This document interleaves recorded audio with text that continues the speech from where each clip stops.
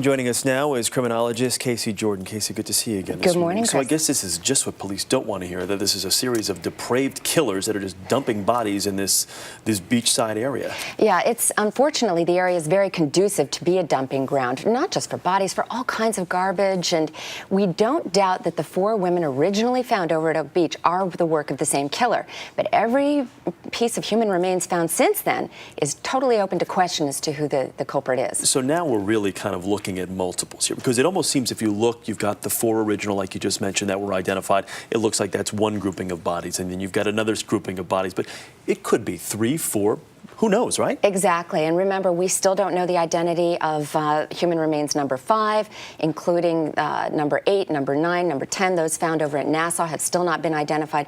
The police have their work cut out for them. But having identified Jessica Taylor as the woman found at Gilgo Beach, in the same proximity as the body of a child, and also the body of an Asian man who died, quote, a violent death.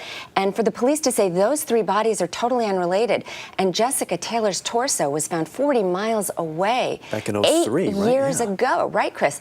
Seems to really raise the question. All 3 of those bodies are probably the work of 3 different people.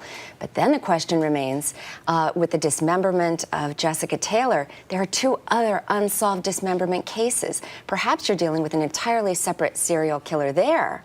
It is unrelated to the Oak Beach serial killer. This is the thing that's troubling. There's no clues left behind with any of these cases. So if these are separate serial killers, they're very thorough in covering their own tracks. Well, that's what's perhaps the most disturbing about the Jessica Taylor.